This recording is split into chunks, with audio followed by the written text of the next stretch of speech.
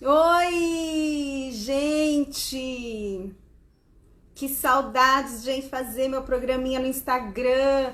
Agora eu aprendi a colocar o comentário fixo. Olha que bonito. Fixar comentário. Cirlei, que saudades, gente, de entrar por aqui. Nossa, mas saudades mesmo. Eu tô com saudades do Rio, tô com saudades daqui, eu tô com saudades de tudo, né? Um momento de crise total, dividida. Ainda bem que a entrevista hoje vai ser um astral, numa linha assim bem gostosa, que eu curto. E vou falar que nem velha agora, vou entrevistar gente jovem. Ai, que horror falar isso, né? Mas é isso. Entrevistar gente jovem é outra. Deixa eu ver se eu tô bem posicionada. Berta, bem-vinda! Que gostoso, né? Ai, gente. Adoro entrevistar filhos de amigas, de amigos de amigas.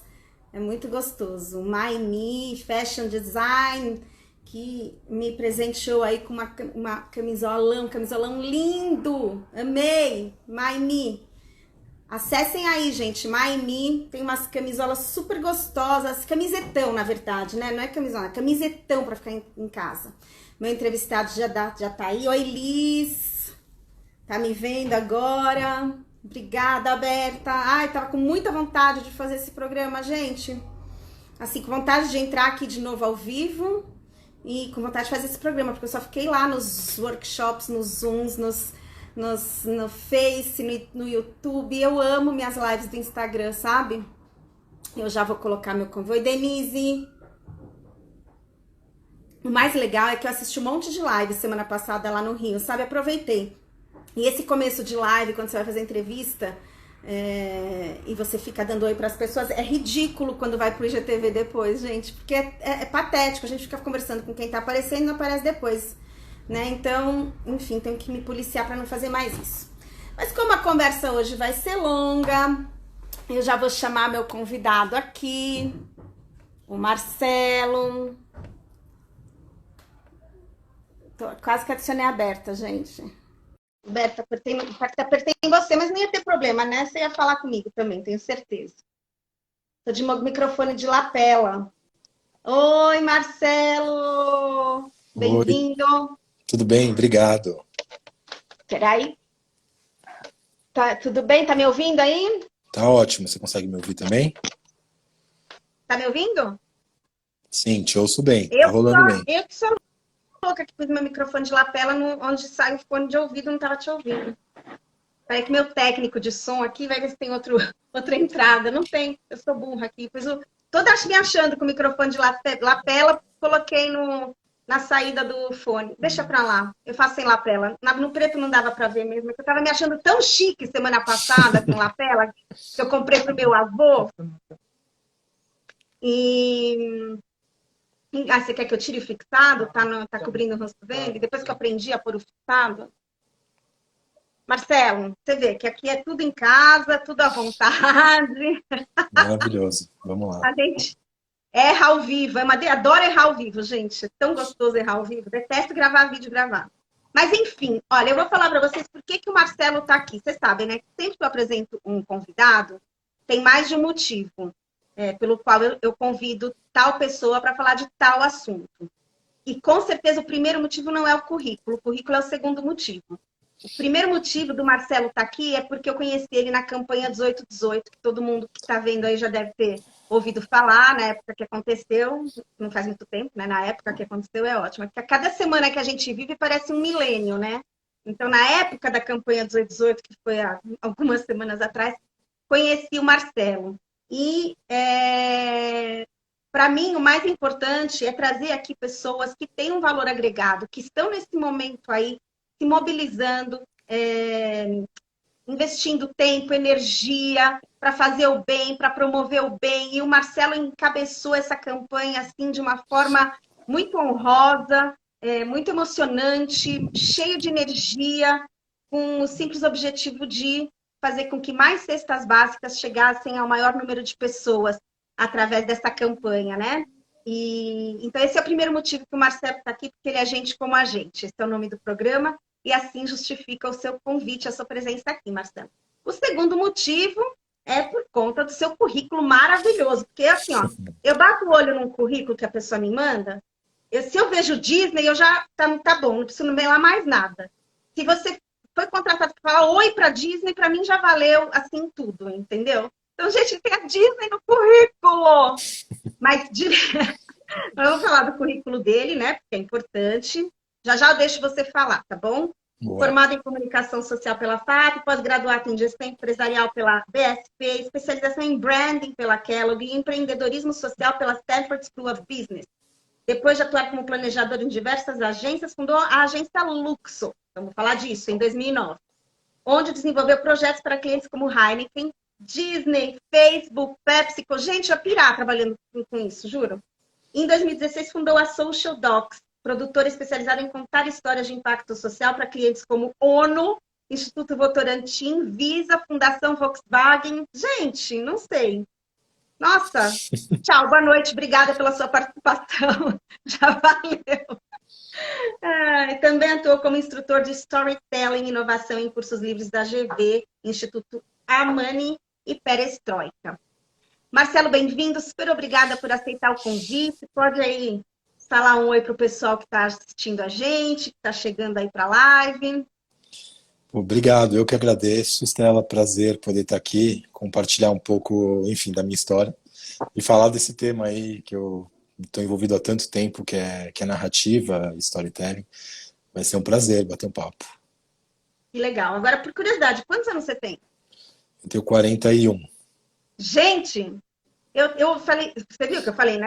Adoro entrevistar gente jovem. Eu fiquei pensando, ele já tem tudo isso no currículo, com essa cara de 21 anos. Gente! Mas sabe que é engraçado que eu ouço? Eu acho que tem clientes, principalmente de respeito aí, mas eu nunca olhei para o meu currículo dessa forma, assim. Acho que a gente vai fazendo as coisas, né? E, enfim, vai construindo. Mas eu confesso que eu não tenho nenhuma dimensão do que esse currículo representa. Acho que é muito mais as relações que a gente cria do que o que está aí no papel. Com certeza, mas, né, Marcelo, são empresas que têm um cuidado muito grande quando eles vão contratar alguém, ou com prestadores de serviços, e principalmente com alguém que vai mexer com a imagem deles. Então, isso chancela você, né, de alguma forma. E tenho certeza que você deve ter criado contatos incríveis, principalmente na Disney. Eu tenho uma amiga que ela hoje é VP da Bulgari, VP de Omnichannel. Eu fiz um programa com ela sobre Omnichannel e tal. E ela começou a carreira dela na Disney, em Paris. Aí eu falei assim, pronto, acabou, é só isso. Não precisa falar da Bulgari, de nada, a gente trabalhou na Disney. Vocês vão falar da Disney? Mas, enfim, eu quero saber como é que foi esse começo, né? Porque é um começo tão grandioso, né? Por que você escolheu esse caminho? E, na sequência, como você descobriu o storytelling. Eu quero bastante falar do storytelling, mas quero falar dos teus cases também, né, Claire? Quero falar de como foi atender a Disney, Facebook, enfim, são empresas referência, principalmente no novo mundo, né, que a gente está aí. E o storytelling, com certeza, já era importante, hoje ele é essencial para qualquer ser humano, não só para empresas, organizações, né? Mas, enfim, como é que você entrou nesse mundo aí da imagem, comunicação e histórias para se contar? Na verdade, eu sempre tive desejo de trabalhar com comunicação, assim, desde pequeno, sempre foi uma coisa que me encantou muito. No começo, acho que a minha geração tinha muito isso de querer ser diretor de arte, assim, tinha uma coisa meio áurea nessa carreira, nessa profissão. E, enfim, desde pequeno sempre gostei muito, né, de trabalhar com comunicação, adorava design e tal. E aí foi meio que natural, na verdade. Enfim, fui fazer faculdade, estudei comunicação na FAP. E aí logo acho que no meu segundo ou terceiro ano eu arrumei um primeiro estágio numa agência. E aí fiquei lá um ano, depois fui para outra. Enfim, acabei construindo uma carreira sempre em agências, né? Mas não em direção de arte, sempre trabalhei com planejamento. No final, acho que quando eu entrei para trabalhar nas agências, eu acho que eu me encontrei, acho não, tenho certeza. que eu me encontrei muito mais na área de planejamento, que tem uma coisa de tanto de um olhar analítico quanto construir argumentação, tem muita coisa de pesquisa. E, enfim, eu me encontrei nessa área. Trabalhei por quase 10 anos pipocando em algumas agências, até que vai fazer 12 anos em fevereiro, eu resolvi empreender e eu tinha uma vontade grande, na verdade, de ter meu negócio. Engraçado quando eu olho para trás assim, hoje eu tô super, como fala, esclarecido com todo esse tema, mas eu me sentia muito jovem para empreender. Eu achava que não era a época ainda, que eu não estava preparado, mas as coisas vão acontecendo, você não controla muito. E aí, há 12 anos, então, eu fundei essa primeira agência de conteúdo storytelling chamada Luxo. A Quer dizer, a Luxo, agência que você fundou já era focada no storytelling há 12 anos atrás, é isso? é isso, quase 12 anos. Né? Eu comecei a pensar na agência em 2008, ela nasce em 2009, mas a gente começou a desenhar todo o modelo há 12 anos. E é exatamente assim, não tinha esse tema aqui no Brasil, tinha uma outra pessoa. Eu comecei a estudar, comecei a olhar para, enfim, para o que estava acontecendo na comunicação. E na verdade, foi uma história engraçada, porque eu tive uma oportunidade em 2007 de trabalhar. Eu gostava muito de branding, de estratégia de marca e tal. E eu tive a oportunidade de participar de um processo grande da criação de uma marca que é a Time for Fun, é uma das principais empresas aí da indústria do entretenimento. E Uhum. eu coliderei esse processo de construção dessa marca junto com o meu ex-chefe, que depois virou meu sócio. Mas a gente meio que a gente conduziu esse processo todo da Time for Fun. E ali eu percebi que eu queria fazer outra coisa na minha vida. Eu estava trabalhando numa agência de promoção e eventos. E eu fiquei muito encantado por essa coisa do branding, né? E aí, Uhum. e aí eu fui procurar emprego, na verdade, para trabalhar com branding e comecei a conversar com algumas consultorias. E aí eu fui, então, avisar meu chefe, tinha uma relação boa com ele, que eu não estava mais afim de trabalhar com promoção e evento, que eu queria trabalhar com construção de marca. E, então, quando eu fui avisar ele que eu estava procurando emprego, ele falou, cara, mas você não pode sair, vamos trabalhar junto, fica, não fica, fica, não fica. E ele me ofereceu para a gente abrir um negócio junto, então. Se eu não queria criar uma consultoria com ele, do zero. E aí, esse então foi o primeiro momento que eu falei, putz, não sei se eu tô pronto, se eu não tô, mas a gente resolveu entrar nessa. E aí, foi uns 6 meses entre eu entender que a gente queria muito trabalhar com brand, mas que eu, naquela época, ainda não tinha capability, a gente tinha um case no bolso, mas a indústria do branding, mesmo lá atrás, já era consolidada, tinha alguns players importantes e, enfim, a gente começou a olhar e falar, tá bom, não vai ser exatamente uma consultoria de branding, o que a gente pode fazer, né, para agregar um valor e tal. E daí que veio assim o insight do storytelling, e foi engraçado porque o mundo deu uma volta gigante. Hoje eu estou trabalhando para a Disney, né, como uma agência, enfim, uma das agências da Disney. Mas há 12 anos lá atrás, a inspiração foi a Pixar, assim, para a criação da Luxo. Olha, eu É, ia te perguntar da Pixar. Nossa, eu ia te perguntar exatamente isso. Eu vou te falar uma coisa. Eu queria que você, antes de mais nada, apresentasse o que é storytelling para as pessoas, para a gente uhum, ir contando a sua história, com as pessoas tendo em mente, né, o que isso significa, o que representa. Eu, por exemplo, fui conhecer o storytelling de verdade há 6 anos. Eu fui dar uma palestra na SPM, como eu te falei, e te contei quando a gente conversou para marcar a entrevista. E assim, eu era uma das palestrantes, outro palestrante fez uma palestra inteira sobre storytelling e falou do case da Disney, né? Ele trouxe a Disney como storytelling. E ele mostrou uma propaganda de um carro, não lembro, né, 6 anos atrás, como realmente a história que, para vender o carro, a história que foi contada ali, né? Então, ele falou um pouquinho dessa coisa de que, num primeiro momento, o produto precisava ter qualidade, num segundo momento, você tinha que atender bem o cliente, e que a gente vive o momento de saber contar a história, de saber contar uma história que causa impacto social, que emocione as pessoas, né? Então, eu queria que você, de uma forma técnica mais acessível, explicasse a raiz do storytelling, né? De claro. onde ele veio. Eu acho que a gente pode ir direto para a própria raiz da palavra, assim, né? Storytelling nada mais é do que a arte de contar histórias. Então, story, né? Storytelling, o contar. Então, é um termo, na verdade, é um termo muito que já se faz muito presente no universo da narrativa, né? Das artes, do cinema, do teatro, né? Que é a coisa da contação de histórias.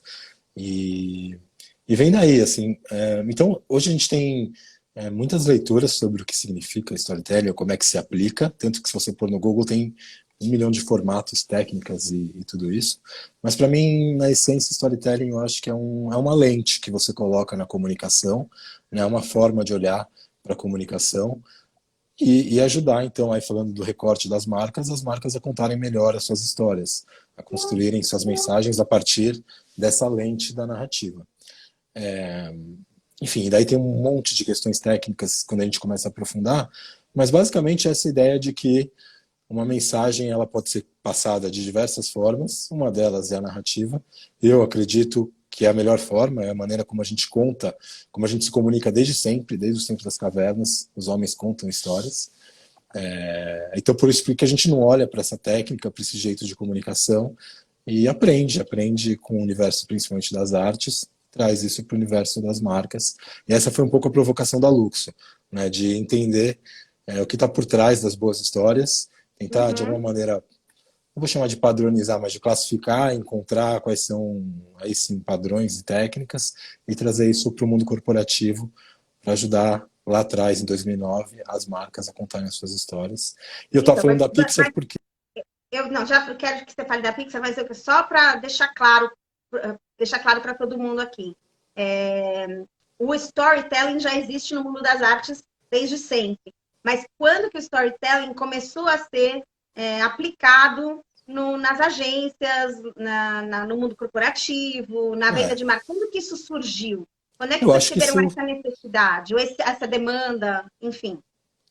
Então, acho que tem duas coisas, né? Primeiro que a comunicação em si também conta história há muito tempo, né?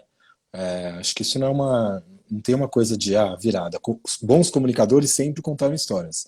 Acho que isso eu nem sei datar, assim, é desde sempre.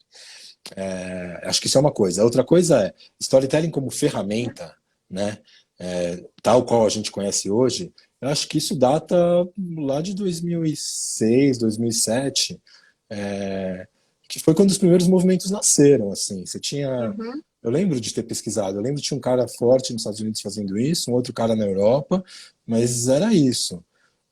Então, como ferramenta, eu acho que ele nasce por ali, e eu acho que tem uma coisa que propiciou, na verdade, o nascimento disso, que bom, a internet já é mais antiga, mas quando a internet começa a crescer, e aí principalmente a internet 2.0 das trocas, permite que você acesse qualquer pessoa muito rápido, né? Isso também propicia um cruzamento de conteúdo, de conhecimento que antes era impossível. Se sentar com um roteirista, como é que você encontrar um roteirista para conversar com ele? Era muito difícil, assim. E com a internet, com 2 cliques, você começa a acessar quem você quiser. Então, acho que isso, na verdade, propiciou esse cruzamento de diversas indústrias de área de conhecimento. Tem até um livro chamado Madison Vine, que é norte-americano, que ele dá conta do branded entertainment, que é o conteúdo de marca, né, entretenimento de marca. Que ele fala de Madison e Vine, que são duas, exatamente, agora é Madison, que é Madison em Nova York, que são onde estão os grandes negócios, com Vine, na Califórnia, que é a indústria do entretenimento. Então, onde é que essas indústrias se encontram? Isso também data de 2000 e alto, assim. Mas eu acho que vem disso, assim, vem da evolução da internet que propicia essa troca de conhecimento, esse cruzamento de saberes. E aí, storytelling aplicado ao mundo corporativo vem desse momento todo, que fazia muito sentido, na verdade. As marcas, enfim, nessa briga louca por atenção, né, que a gente vive cada vez mais forte, mas assim, já tem anos que é isso. Então, as marcas precisam chamar a atenção das pessoas, precisam construir relacionamento, precisam engajar as pessoas. Então, nada melhor do que contar boas histórias. O que você ia contar da Pixar, então? Pode falar. Então, eu ia contar que eu tava nessas, né, era uma consultoria de marca, não era, como é que a gente ia fazer, o que a gente ia desenhar.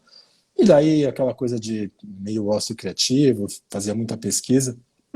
E aí eu lembro, assim, eu lembro que eu estava lá na minha cadeira e aí resolvi entrar no site da Pixar e dar uma fuçada, como um mero curioso, assim.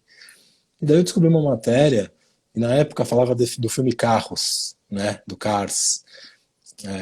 E aí tinha lá uma matéria contando que a franquia Carros, não o filme, a franquia como um todo, né, enfim, tinha um valor de mercado X, que eu não lembro exatamente a quantidade, mas que o filme em si representava 10% desse valor de mercado. Então, na verdade, Cars era uma marca muito, muito poderosa, e o filme representava só uma pequena fatia da receita dessa marca. E aí que me caiu essa ficha de que, na verdade, essa marca é tão poderosa porque ela tinha uma baita história, né? E aí eu comecei a perceber que a Pixar, na verdade, claro, os filmes são absolutamente poderosos, mas tudo que a Disney lança, a Pixar lá atrás, hoje a Disney Pixar lança pensando no mercado, lança como uma marca, né? E marcas que são muito poderosas porque têm histórias por trás. Então, quando eu olhei aquilo, eu fiquei pensando, nossa, mas tá bom, a Coca-Cola também tem uma história, a Harley Davidson tem uma história, a padaria aqui da esquina também poderia ter uma história, toda marca é uma potencial contadora de histórias. Por que a gente não olha para isso com essa lente? E daí então eu comecei a pensar, né, como é que podia ser uma agência que ia ajudar as marcas a contarem suas histórias. Eu fui estudar roteiro, a gente trouxe um roteirista super reconhecido na época para ajudar a desenhar uma metodologia, e daí nasce a Luxo, então, com essa ideia de ajudar as marcas a contarem melhor suas histórias. E na época a gente nem sabia Foi uma das exatamente. primeiras, Marcelo? Foi uma Foi das uma das primeiras, né? primeiras, foi uma das primeiras. Foi uma das primeiras e tinham outras duas na época nascendo com um pouco dessa pegada. Hoje, eu não sei se elas ainda estão. Uma com certeza não existe mais como empresa, e a outra eu acho que também tomou um outro rumo. Então acho que a Luxo tem uma história aí, talvez a principal história nessa trajetória da narrativa, do storytelling, né? Enfim, com os cases e tudo que a gente vai falar mais para frente. Tá, Mas não, foi a gente assim que já vai já nasceu, com já essa falar do ideia quê? É. Hum. de ajudar as marcas a pensarem em como contar essas histórias via as ferramentas de comunicação que já estão na mesa, assim, elas vão evoluindo, né, ao longo do tempo, mas uma coisa que é muito singular é justamente a capacidade do ser humano de contar a história e de olhar para os seus assets de comunicação e transformar isso em conteúdo, enfim.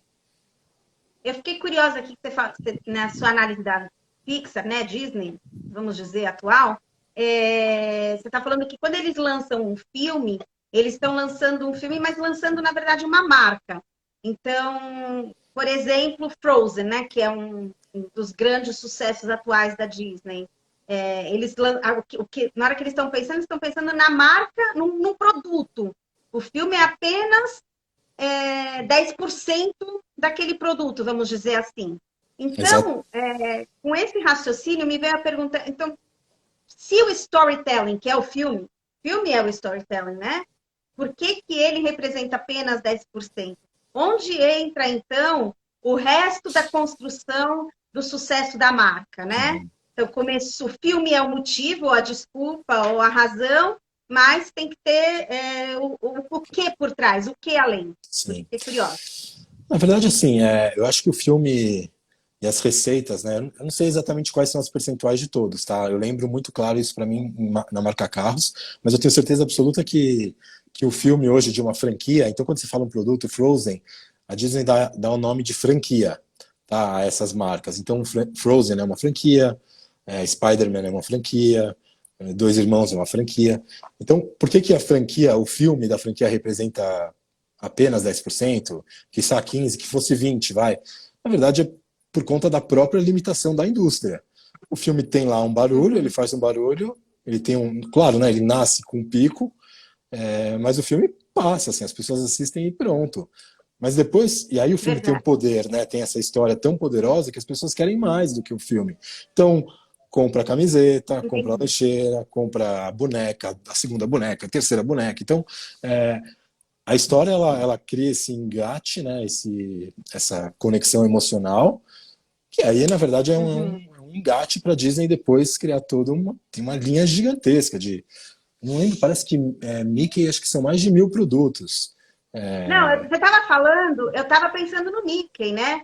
que eu, com 15, 16 anos, assisti um filme, dois, desenhos, três do Mickey, mas todo mundo da minha idade queria, na época, a malha do Mickey, né? O moletom do É isso. Mickey. Então, agora eu entendo, né? O storytelling, na verdade, ele cria o vínculo é tão forte que aquilo perdura e dá um retorno para qualquer produto que você marque com a lembrança daquela história que a pessoa citou. Bárbaro isso. E eu vou querer saber, Marcelo, como é que isso pode ser usado também? Não precisa falar agora, a gente pode primeiro falar de uns cases aqui, mas eu vou querer saber hoje como é que os profissionais autônomos, hoje no mundo onde as pessoas estão se vendendo muito na internet, como fazer, né, da história algo impactante, mas que isso venda um produto depois. Né? Então, eu, por exemplo, sou especialista em contar história, para contar 30 mil histórias impactantes, mas como fazer com que isso venda produtos depois? Ó, vou aprender hoje também. Mas Legal. antes disso, só aguarda aí, que eu quero falar disso, gente. Tá bom. Autônomos, porque eu estou notando. Não me perco, mas que era importante. Vamos falar um pouquinho, então, de como foram esses primeiros trabalhos, esses cases, como é que foi? Heineken hoje a Heineken, meu Deus do céu, para mim ela está lá em cima no topo, né? A campanha que ela fez com os bares, uma coisa incrível.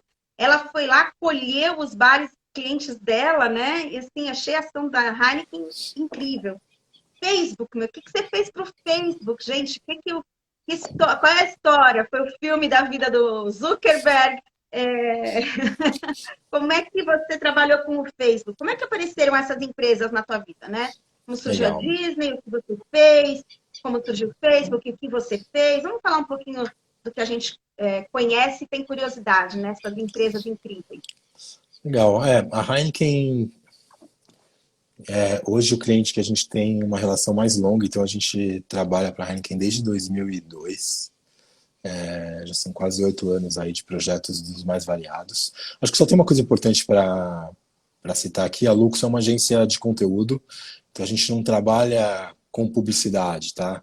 Todas essas marcas são marcas globais, que têm as suas agências mega blasters alinhadas e tal. Sim.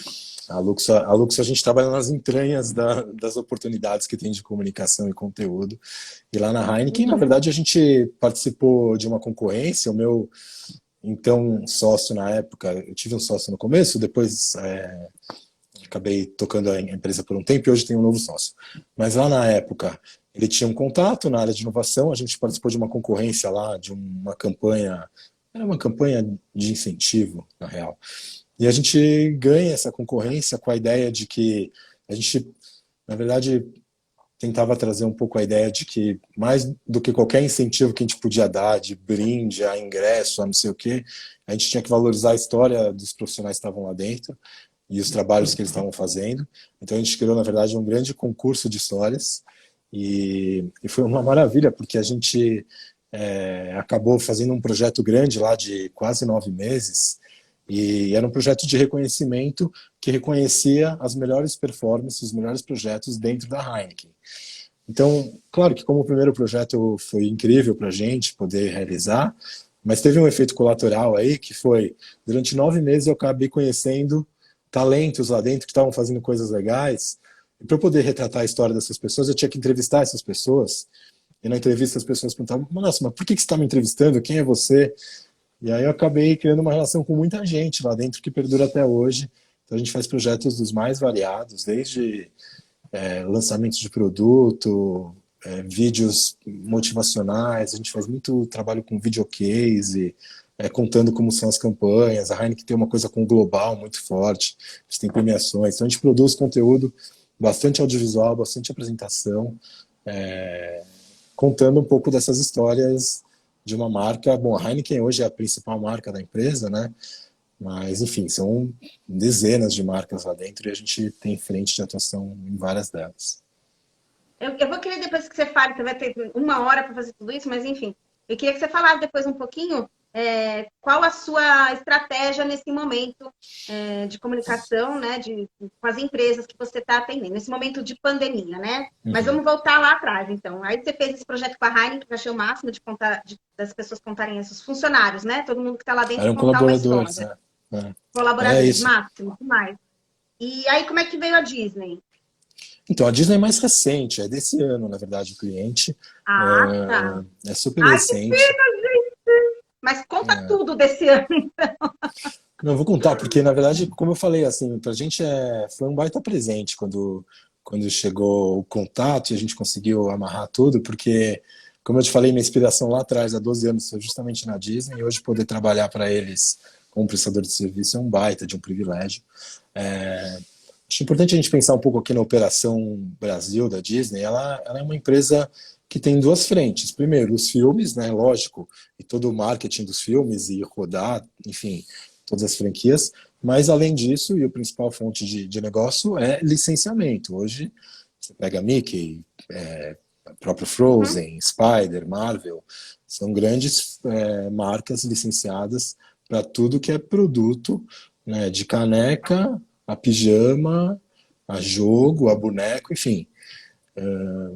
E a gente trabalha justamente nessa frente do trade, porque enfim, a gente não vai recontar a história da Disney. As histórias das franquias elas estão todas lá e imagina, né, não tem. Mas a Uhum. gente tem uma ideia de que a gente chama de ampliar a narrativa, porque o que a gente faz é a gente constrói apresentações e vídeos para poder apresentar cada uma dessas franquias para o trade com outro olhar. Então a gente conta histórias de consumidor fãs de Spider-Man, por exemplo. A gente conta histórias de pessoas Bacana. que foram, sei lá, que são apaixonados pelo Mickey. Então a gente vai ampliando essa narrativa para além do ratinho que nasceu 98 anos atrás, inspirado e tal. Essa história está dada Onde você acha onde vocês acham essas pessoas? Onde vocês vão lá e acham os fãs do Spider-Man? muito Aqui eu fácil. tenho um bom material para você aqui em casa, É viu? isso. Você já respondeu, é muito fácil. Qualquer pessoa que a gente conversa tem alguém que conhece algum fã de alguma franquia Disney. Então, é muito fácil, assim, esse trabalho. E a gente vai peneirando, encontrando as boas histórias para poder justamente, enquanto Disney, mostrar que vale a pena você ter uma licença da Disney, que vale muito a pena porque você está, na verdade, vendendo muito mais do que uma camiseta, muito mais do que uma caneca, você está vendendo uma relação emocional. Então esse é o nosso trabalho, assim, de olhar para cada uma das franquias e ampliar essas narrativas para gerar conteúdo e conversa comercial entre a Disney e os clientes. A Disney, ela tem alguma exigência, alguma curiosidade que você pode contar para a gente que seja um pouco diferente das outras empresas? Porque a Ah, Disney, ela é peculiar, né? Ela é bem é, peculiar, né? acho que É eles têm o maior um. case. É, Hum. acho que assim, as grandes marcas como um todo têm isso, mas acho que a Disney tem uma coisa de um cuidado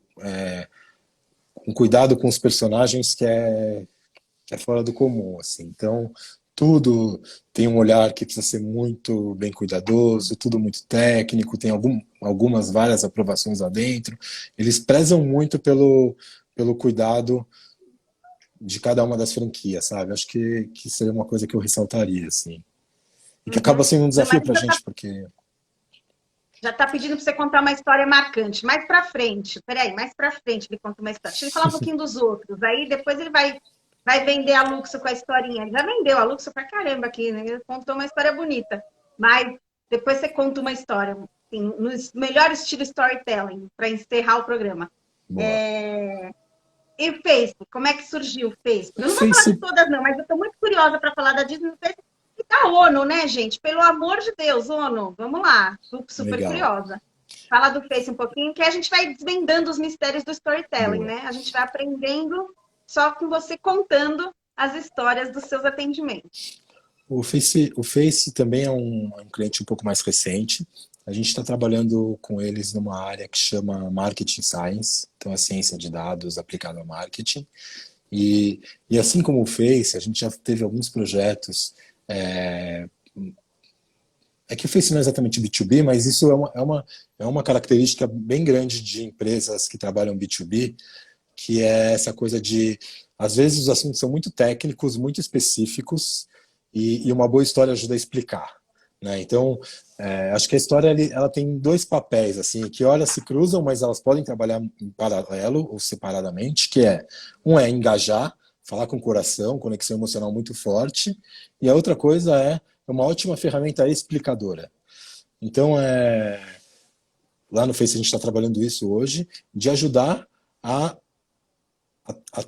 a tornar um assunto que, por exemplo, ciência de dados aplicada a marketing, que é super duro, num tema que seja palatável, que as pessoas se entendam, conversem numa boa. Então, é storytelling como ferramenta explicadora, eu gosto de falar.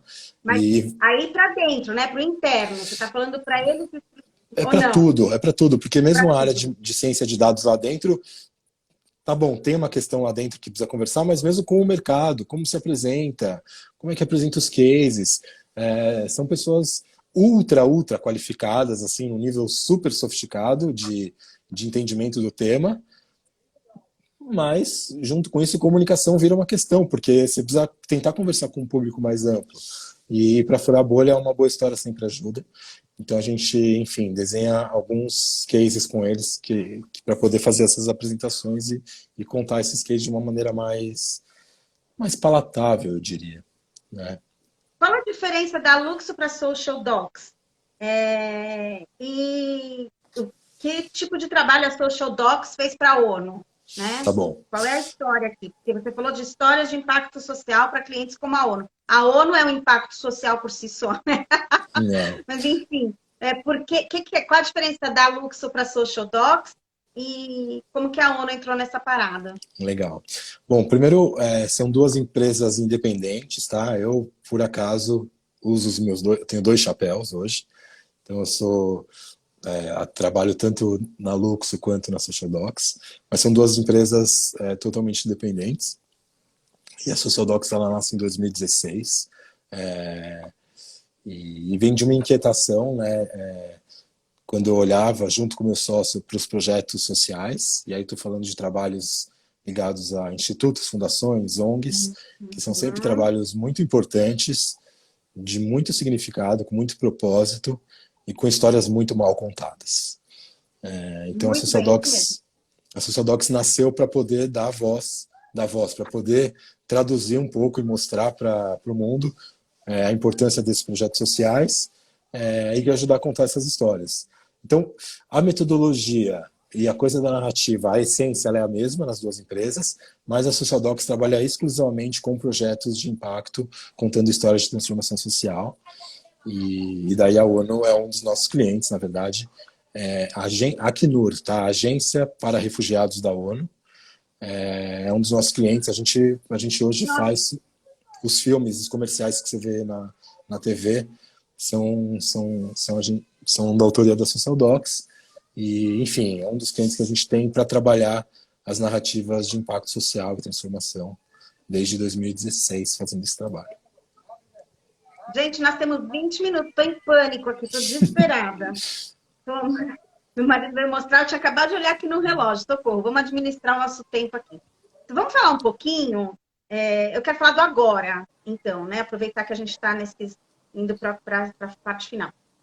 Hoje, Marcelo, assim, como que você acha que tanto empresas como profissionais autônomos, onde que eles devem focar na história deles, né? Porque assim, você vai querer, hoje todo mundo está sensível.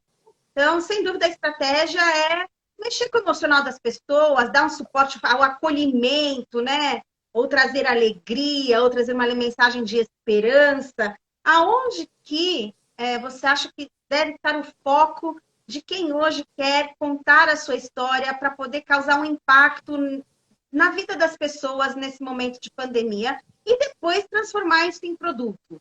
Vamos lá, gente, vamos vender, né? Para vender. Como é que é? Para pegar bem, para não pegar mal, né? Para não fazer feio. Eu acho que tem duas coisas aqui que são muito importantes de serem levadas em consideração. E aí, seja você uma empresa, um produto, uma pessoa, acho que isso é bem universal, isso que eu vou falar, que está muito conectado aos tempos atuais, dessa pandemia que a gente está vivendo hoje. Uma pergunta, eu acho que é como é que eu contribuo? Como é que você, como ativo dessa sociedade, ou um membro dessa sociedade, né, uma pessoa ativa, uma marca, uma empresa, pode de fato contribuir? Assim, a gente vê uma pandemia que escancara problemas seríssimos da nossa sociedade, uma desigualdade sem igual, e quando a gente olha para essa desigualdade, a gente vê muita gente em posição de privilégio, e quando você percebe essa sua posição, acho que é um primeiro passo, mas o segundo passo é como é que você reage, né? a essa posição que você tem. Então, eu acho que quando a gente olha, entende que a gente pode, deve fazer alguma coisa, o como eu contribuo é uma primeira busca, assim, enquanto empresa, enquanto pessoa, enquanto organização. Tá, e aí, só que também você não pode fazer uma coisa aleatória, assim. Como é que você contribui em função daquilo que você é, em função da sua história, em função do que te trouxe até aqui. Então, acho que essas são as duas coisas que você deveria conectar. Como é que você pode contribuir para algum problema, para alguma questão, para melhorar a vida de alguém, e aquilo precisa ser coerente com as suas ações, com a sua história, com o seu próprio histórico. Então, acho que essa é um pouco do que a gente fez nesse tempo todo, enquanto Social Docs, enquanto Luxo, enquanto Marcelo Dweck. E acho enfim, tem sido uma boa experiência. Acho que é isso que eu teria para dizer. Você acha que, quando você fala assim, contribuir, né? Contribuição. Peguei essa palavra-chave aqui. Esse contribuir significa necessariamente contribuir para a porta de fora? Porque, assim, seria suficiente para uma empresa hoje, como imagem, como posicionamento, como, enfim, causar um impacto nesse momento, realmente fazer a diferença? Bastaria olhar para dentro do seu núcleo, ou quando você fala em contribuir para a sociedade, tem que ser necessariamente para fora do seu núcleo. Você entende? Então, assim, vou Entendo. proteger meus funcionários. Do que você está falando quando você fala contribuir com o momento? Uhum. Então, necessariamente vamos doar comida para não sei aonde, vamos ensinar não sei o que a fazer não sei o que lá. É isso? Ou basta cuidar do seu núcleo, manter aquele seu núcleo? Do que se trata a contribuição nesse momento? Legal. Bom, primeiro que eu não acho que eu estou em posição para dizer nada do que basta ou não basta para ninguém, tá? Eu acho que o Sua que eu opinião. Porque a não, gente mas está eu não me sinto, batendo papo. porque na verdade o que mais me interessa é essa outra parte da pergunta que você fala, é como eu posso contribuir. E cada um acho que pode contribuir da maneira que puder mesmo. Então, assim, no meu caso, eu tive uma super preocupação com os funcionários, mas ao mesmo tempo eu também quis fazer alguma coisa, e a 1818 veio de uma motivação pessoal, e aí eu acabei doando e ajudando a doar para gente que eu nem sei quem é, mas ao mesmo tempo também pela Social Docs a gente criou um estudo para poder falar de comunicação. Então, assim, eu acho que não tem muitas barreiras, tem o tempo, a energia e o quanto que você está disposto, é claro, que você dá conta fisicamente, financeiramente, e por isso que eu não quero dizer o que basta e o que não basta. Cada um que faça a sua reflexão e veja até onde acha que pode contribuir. E aí vale qualquer instância de verdade eu acho que vale. Contar a história da sua contribuição pode parecer apelativo? Ah, eu acho que sim e não. Eu acho que sim e não, na Uhum. verdade. Eu acho que se Porque, você. deixa eu explicar melhor. Porque, assim, até então, muitas coisas, acho que talvez até o momento da pandemia, muitas coisas que você deveria mostrar ou contar poderiam parecer um pouco, não é de arrogância, mas de. Não sei explicar, mas hoje parece que o olhar das pessoas mudou um pouco. Por isso que eu estou fazendo essa pergunta para você, né? Contar que você está contribuindo é arrogante ou é inspirador, né? Uhum, Enfim, qual é o olhar, né, sim. da sociedade, né, para o outro lado? Eu acho que eu sou a favor do contar. Eu acho que pode ser inspirador, desde que seja de verdade, que seja honesto, que seja coerente, entendeu? Eu acho que quanto mais a gente falar, e aí especificamente sobre doação, quanto mais a gente conversar sobre isso, mais natural isso fica para as pessoas, mais as pessoas passam a fazer. A gente precisa inspirar. Então eu também sei que tem um monte de gente que gosta de doar e que doa bastante, mas não quer ter o nome falado. Enfim, eu respeito, acho que está tudo bem. Mas eu tenho uma visão um pouco diferente, que quanto mais a gente poder colocar isso em pauta, isso fazer parte do nosso dia a dia, mais as pessoas vão se sentir confortáveis para doar e para contar, enfim. Isso vale para doação e vale para qualquer tipo de contribuição. Eu acho que quando eu falei sim e não, o sim é porque eu acho que é importante desde que seja genuíno e honesto, e não Uhum, é porque se você for fazer isso só para tirar vantagem, daí é ruim, entendeu? Daí não precisa, não uhum. vale a pena. Eu acho que a gente está no momento onde as pessoas elas conseguem ler um pouco além, né? Eu acho que hoje realmente quem fala de verdade vai conseguir passar a mensagem de verdade, mas quem não está falando de verdade, apenas se aproveitando, automaticamente essa mensagem também vai chegar. Eu queria, antes, né, já ver aqui meu relógio, pânico total, mas que case, nesse momento, você traria para a gente como referência para a gente olhar e se inspirar e copiar de uma forma saudável, né? Vamos lá, olha só, né? Que referência legal. Porque eu tenho visto campanhas incríveis que me fazem. Bom, tá fácil chorar, né? Não tá muito difícil chorar. Mas eu, ou até mesmo pessoas, vamos lá, sair da empresa, vamos para autônomos, para as pessoas que estão em evidência aí nas redes sociais. Tem gente que eu admirava muito, que de repente estou assistindo, vendo e perdi o encanto por aquilo. E tem marcas que também me decepcionaram. Então, que cases você poderia falar para a gente que a gente pode olhar com um olhar de inspiração e referência nesse momento? Pode dar um ou dois, se você quiser. Legal, eu acho que eu vou falar de coisas que eu tô mais próximo, tá? Que eu acho enfim, que eu conheço com mais profundidade.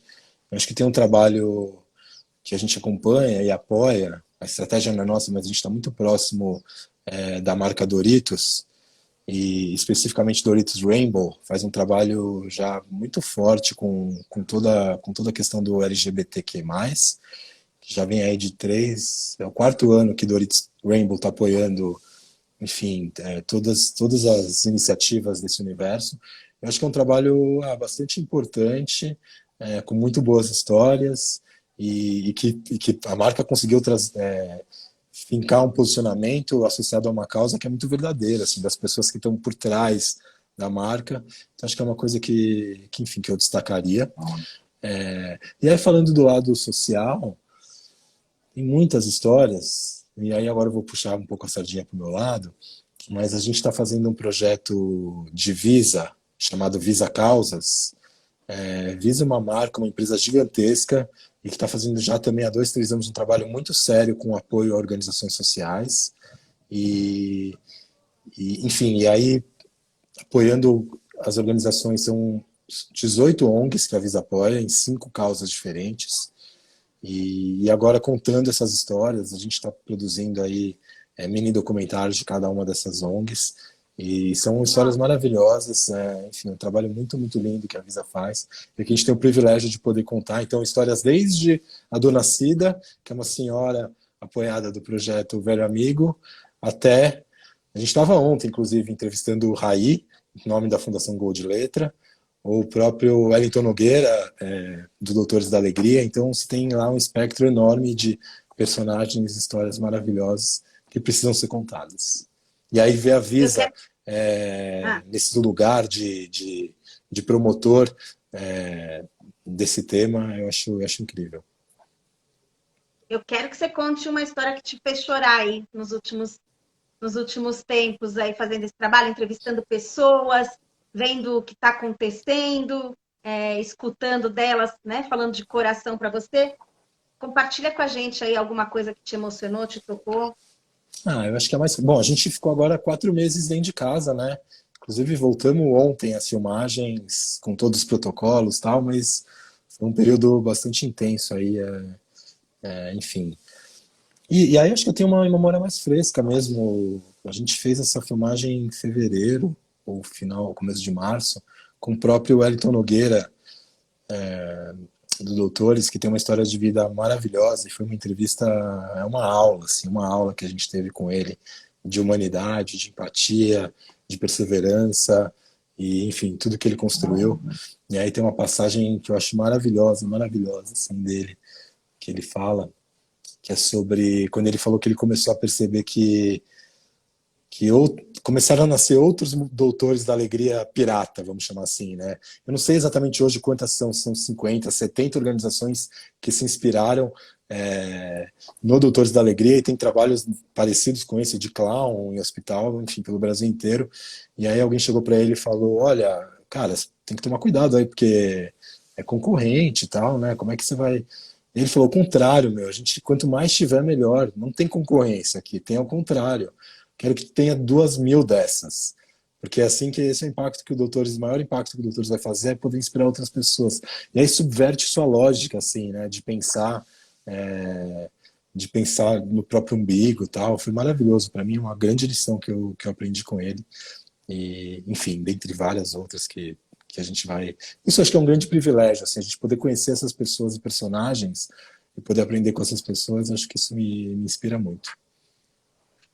Vou usar esses minutos finais, temos 10 minutos, para falar do poder do storytelling nas nossas vidas pessoais. Porque eu concordo com tudo que você falou, Marcelo. Eu sou super defensora de toda a sua visão, desse seu olhar, né? Do contribuição para fora da porta, para dentro da porta, enfim. Eu tenho essa visão de mundo. E entendo que o poder de contar histórias, ele também causa um impacto dentro das nossas famílias, dos nossos relacionamentos pessoais. E é uma dica que eu dou quando eu faço workshop para pais, como se comunicar, aprenda a se comunicar melhor com seus filhos. Eu falo, se vocês querem que seus filhos contem as histórias deles para vocês, contem as suas histórias para os seus filhos. Então, como você enxerga o poder do storytelling nas vidas das pessoas, no pessoal, nos relacionamentos interpessoais, sociais, amorosos, familiares? Porque eu enxergo esse poder. Queria saber tua visão sobre isso. E se você aplica isso em casa. Estou super de acordo com essa visão. A gente, no final do ano passado, no segundo semestre do ano passado, a gente fez alguns eventos que chamava Storytelling Propósito. Então tinha tudo a ver com isso que você está dizendo, de como é que eu enxergo a minha própria história e para encontrar o meu propósito de vida, assim, porque no final das contas, estava vendo outro dia uma palestra do professor Clóvis de Barros, que ele fala que a identidade de uma pessoa nada mais é do que as escolhas que essa pessoa faz e o conjunto das escolhas, no final das contas, constroem a história, né? Então, a identidade é igual à escolha, que é igual à história. Então, no final das contas, a nossa própria história acaba modelando a nossa identidade, né? Então, essa ideia aí do evento, dessa oficina Storytelling Propósito, era um convite que as pessoas olhassem para a sua própria história, entendessem em que momentos da sua história a sua chama acendeu de uma maneira mais forte, porque de algum jeito aquela ali é a pista para você encontrar seu propósito. Então, tá tudo dentro da gente mesmo. É super importante assim essa construção, esse olhar para dentro, e virava quase um processo meio terapêutico, assim, porque a gente tem um canvas que pedia para as pessoas poderem pensar na sua própria história, tal, e aí elas iam escrevendo. E acontece de tudo. Você tem gente que, enfim, fica super num afã de querer contar e a coisa, sabe? E tem gente que não, que quer guardar para si, mas virou um processo reflexivo. Tem uma baita função. E, bom, dentro da minha casa eu tento usar um pouco dessas técnicas. Claro que a gente, enfim, né, vive uma vida tão maluca e a gente nunca consegue acomodar tudo que precisa, mas de noite eu adoro, eu tenho muito de inventar as histórias para as crianças. Assim, a gente tem 3, 4 personagens que, sei lá de onde nasceram, não sei mesmo, a gente vai construindo junto, assim, a gente tem um negócio que cada um conta uma história e termina e o outro continua, e a gente vai co-criando, enfim. A gente vai fazendo Enquanto você estava falando, me veio um insight aqui, né? Que muitas vezes as pessoas, elas acham que elas não têm uma história para contar. Que quem tem uma história para contar é só quem passou por momentos que chamam a atenção, que são tragédias ou vitórias visíveis ao olho do mundo. E não, né? Cada pessoa teve seu momento de superação, cada pessoa passou uma tristeza, cada pessoa venceu uma barreira, cada pessoa teve que se superar em algum momento. E isso é a história de cada pessoa, né? Todo mundo tem uma história de vida, todo mundo estudou, passou por alguma coisa. E eu acho que o storytelling ele tem o poder de trazer à tona esse orgulho da sua história, né? Então, não precisa... Eu fiz uma entrevista emocionante com meu avô semana passada, ele contando as histórias da guerra dele, né, de como ele sobreviveu ao Holocausto. Poxa, e você olha aquilo e fala, não tenho nada para contar, minha vida é medíocre perto de outras. Sim. E não, eu acho que essa coisa do storytelling propósito que você falou é isso. A pessoa conseguir enxergar a própria história dela, entender o que foi aquela história dela e daí para frente tirar um propósito. Como a gente está nos minutinhos finais mesmo, eu queria que você falasse um pouquinho disso, de propósito. Qual é o seu propósito nesse momento e como as pessoas podem encontrar o propósito delas nesses minutinhos finais aí, para encerrar bonito? Meu propósito é usar o poder das histórias para poder encantar as pessoas, engajar as pessoas. Acho que isso enfim. Eu acho que é uma coisa que é meio se retroalimenta. Quanto mais eu conheço as histórias, mais eu me inspiro, mais eu quero contar. Então, isso vale para diferentes instâncias, assim, diferentes áreas. E eu acho que a busca do propósito tem exatamente a ver com isso que eu falei, assim, encontrar a sua história. Eu acho que eu concordo super com você que essa coisa de não tenho história, não existe isso. Existe você olhar para o recorte certo, você enxergar ali a beleza da sua conquista, do seu drama, da sua dificuldade, porque no final as boas histórias são essas histórias que retratam experiências humanas e universais, assim. Então, você pode ter uma baita mega produção, né? E tem um filme, eu não lembro agora o nome, mas assim, aquela coisa de bilhões de dólares de produção, e no final, lá no último minuto, tudo foi construído para o pai poder falar para a filha que quando você planta um jardim, as flores nascem e quanto mais flores, sabe, uma coisa super pura, assim. Simples. É. Uhum. Então a beleza da história tá nessa pureza, a gente se conecta por causa disso. E então eu acho que todo mundo tem, sim, essas histórias guardadas.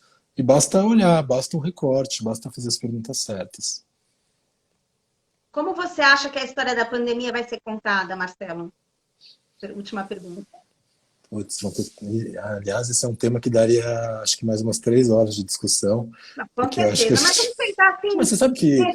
deixar essa inspiração, né, final para a gente refletir. Como que a história da pandemia vai ser contada? Como uma história trágica? Como uma história positiva?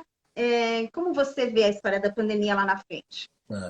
Vou te falar que eu tenho, cada vez que passa, eu tenho mais dúvidas sobre tudo isso que está acontecendo. Eu tenho mais perguntas e muito menos respostas.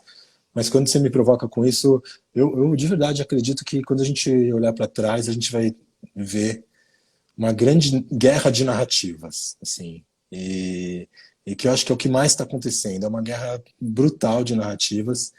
E eu fico até um pouco... me incomoda um pouco isso, porque a gente está vivendo hoje um cenário onde os fatos e as verdades, elas quase não importam mais, a narrativa se sobrepõe a tudo. E, enfim, ao mesmo tempo que isso pode ser muito bonito, pode ser muito perigoso. Então eu acho que a gente vai olhar para trás e vai ver. Eu não sei qual narrativa vai vencer. Isso eu estou falando num ambiente mais macro. Mas, por outro lado, eu acho que tem muita gente que olhou para essa pandemia e conseguiu ajudar, e conseguiu colaborar para tanta coisa, conseguiu fazer tanta coisa importante, que eu também acho que tem essa coisa do que você se cerca, sabe? Eu tenho procurado assim me cercar de narrativas positivas, de gente que está fazendo coisa importante, porque no final das contas isso acaba construindo algo melhor, ainda que não seja um mundo melhor, mas o seu espectro, a sua sociedade, a sua comunidade mais próxima, com certeza fica melhor quando você se cerca de bons exemplos e de boas histórias e da narrativa que funciona para o lugar melhor. Gostei, concordo super. Acho que é o momento da gente escolher se inspirar em exemplos bons, né? Em darmos bons exemplos e buscarmos bons exemplos, estarmos próximos do positivo. Concordo super, Marcelo. Olha, concordamos em tudo. Boa. Então, gente, quem quiser acompanhar o trabalho da Luxo, acompanha aí pelas redes sociais. Luxo, a Social Docs tem um documento lindo que publicou, eu vi, dei uma olhada ali, assim, bacana, está disponível, né, essa pesquisa, esse documento que vocês fizeram. E, enfim, acho que vale a pena depois disso, quem não conhece, aprender um pouco mais sobre storytelling. Marcelo, muito obrigada por essa entrevista inspiradora, adorei. Voou mesmo, gente, tô boba, voou mais do que eu Foi pensei, rápido. viu? E sucesso, que você multiplique aí, através das histórias do mundo que você tem acesso, você multiplique o bem. Muito obrigada, Legal. sucesso, Eu, parabéns. eu que agradeço super a oportunidade. Queria deixar aqui um último convite. A gente, nos dias 18 e 19, daí pela Social Docs, vai fazer uma oficina chamada Como Contar Histórias de Impacto Social. Então, se você se interessa pelo tema, se você trabalha com projetos sociais e se interessa por storytelling, Vai vencer o Instagram. fica aí o convite, na socialdocs.com.br. Muito obrigado. Legal. Obrigada. Boa noite, Marcelo. Tchau, Tchau, tchau. tchau. Boa noite.